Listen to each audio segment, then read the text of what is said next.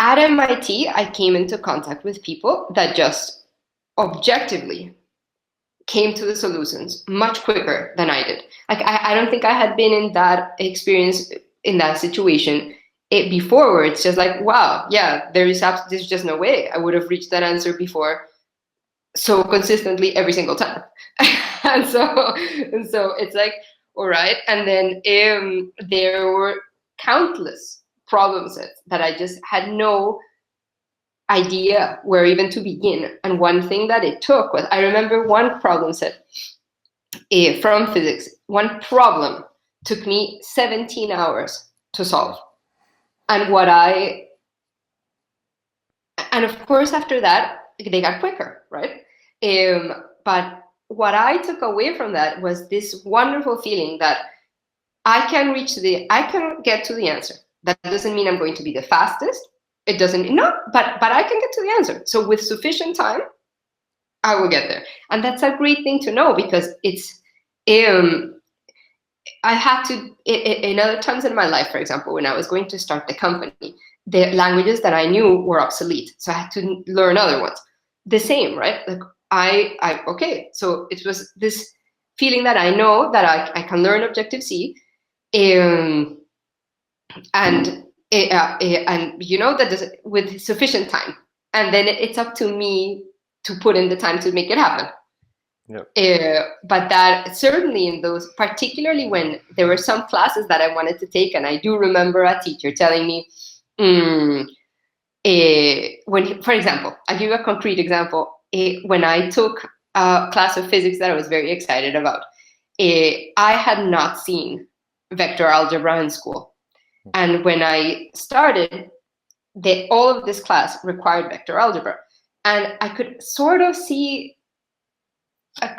get it, but I had never done it before. And so when I started asking the teacher after class, like, what do you recommend that I do to learn this? He was like, oh, I really don't think that you belong in this class because this requires vector algebra. And I remember thinking, well, of course that was disheartening. And I did go to a cafeteria and think, oh, perhaps he's right. But then I thought, well, let's see. I mean, let's see. Maybe I'll fail, but maybe I can learn this thing.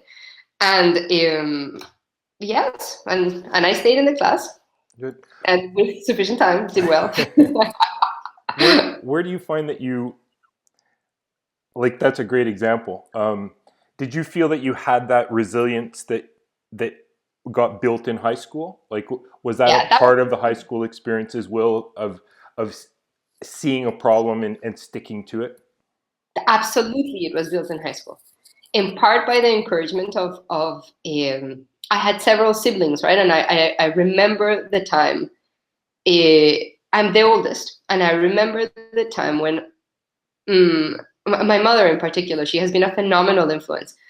And she used to, when I was little, I mean, we were talking 5, go over the homework to see if I had done it correctly. And I remember when my little sisters were born, I have 3, at some point she told me, like, look, I don't have time to go over the homework with you anymore, so you're going to have to do it alone.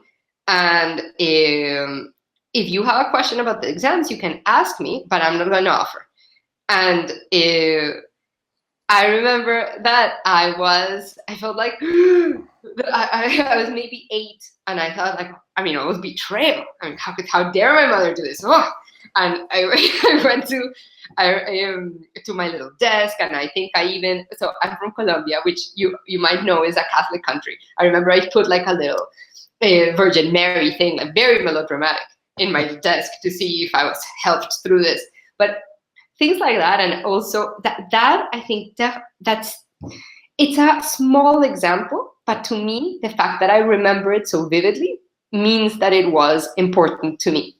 Like that was, and that sort of repeated itself again and again, and